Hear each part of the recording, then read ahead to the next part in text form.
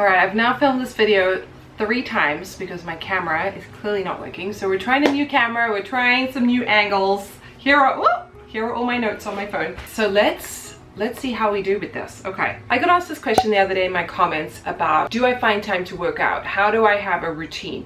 What do I need to be doing to maintain some kind of consistency as a stay-at-home mom? And I'm here to tell you, as a stay-at-home mom, you will not find someone who is more time poor than a mom, right? But that doesn't mean that you can't get things done. And maybe it's not going to be perfect, but it's going to be good enough, and that is okay for this season of life. This is how I see it. We have been trained to always look to somebody else for a schedule, for accountability, to be told what to do. We don't ever really get trained how to take responsibility. If you work in the classic 9-to-5 job, you're always reporting to somebody else, and you've kind of been trained that way since you went to school. Someone is always expecting you to be there, someone is always asking you for things. And once you maybe break away from the workforce, you're looking after your kids, I view it as like being the CEO of your life finally. And it is thrilling and freeing.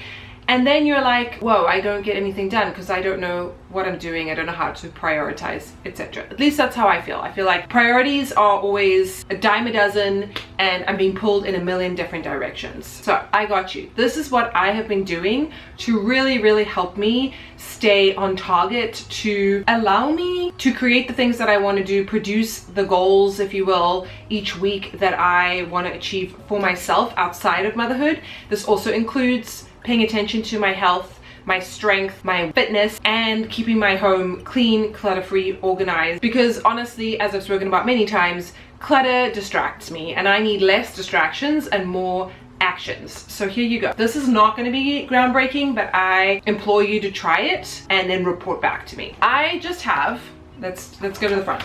I have this planner that I found off Amazon. You do not need anything fancy. You can literally just get a piece of paper or a lined book and make one yourself. I just decided to splurge on one of these. It's not expensive at all. And the idea with this is that you have some priorities on there. You have the to-do list. I love that it has the daily kind of timetable on here, so I'll write in some things that I want. You can decide what date it is. I always fill out the I am grateful for bit, as cheesy as it sounds. Maybe it'll help manifest more of those things. And you can decide what day of the week. So if you don't want to do the weekends, for example, you only want to structure your Monday to Friday, you can do that. You can really customize it, and I really like that. But here's the magic about this. There is something, and people need to do studies on this if they haven't already, about writing a to-do list and then checking things off. And that little dopamine kick that makes me feel like this is a magnet. Look how many things I got done the other day because I wrote them down and I just powered through them. Another way to do this is to set yourself a timer and then go through your to-do list. You can do whatever you want. But for me, as a stay-at-home mom, I use my kids' school schedule as kind of the constraints, especially my little one. She doesn't go to school for very long, just the mornings, and often I have school events associated with that. So it could be 3 hours that I have with her. That's a really good, without her, that's a really good day. But usually it's more like an hour and a half or 2 hours. So what can I get done in that time? As far as I'm concerned, there are 2 types of tasks as a parent. Those that you can do with your children present and those that you cannot.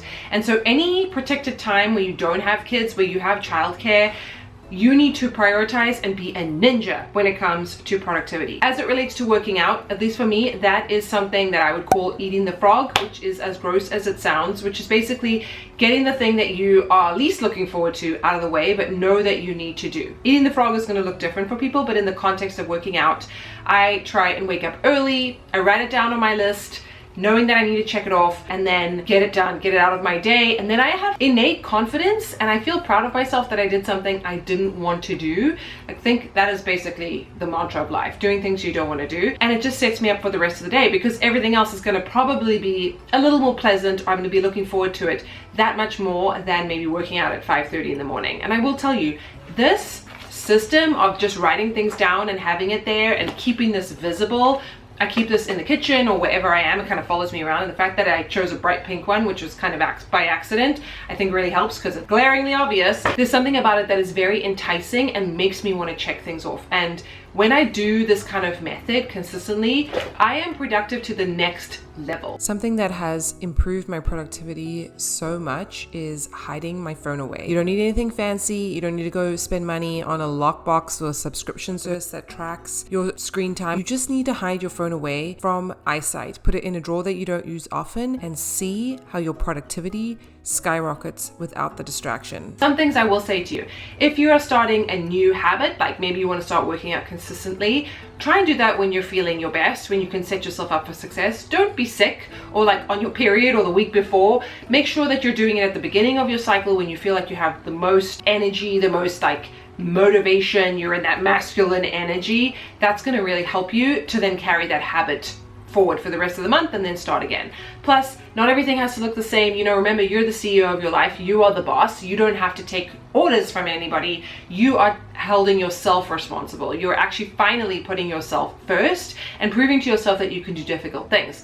So if the second half of your month doesn't feel so good because you're starting to feel lethargic, you have lower energy, do some stretches, do some yoga, do some low impact stuff. Just do something in the case of working out, so that you start to form that identity in your brain of the person that shows up and completes the things that she sets out to do, of the person that looks after her body, prioritizes her health. Become that identity and it will become so much easier. The same with what I talk about on this channel about decluttering, organizing. You become that person and it's like you're on autopilot. Your body just kind of knows what to do. Your mind doesn't fight you as much. And when you write everything down, that decision has been made and you don't have to have that gatekeeper in your mind having that internal debate like, should I or shouldn't I? No, it's on the list. You're gonna do it, and you become the person that completes things that you say you're gonna do. And that is honestly, I think, what is happening, what magic sorcery is happening in your brain. It's you become that person that does those things. So I would highly recommend you try this. I want you to let me know in the comments if you do and if it is helpful. Let me know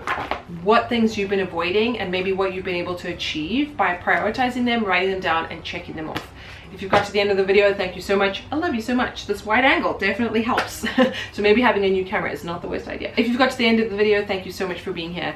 Don't forget to subscribe, give this video a like, and I can't wait to see you in my next one. Bye.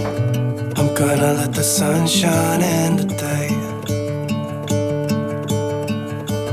I'm trying to make this darkness go away.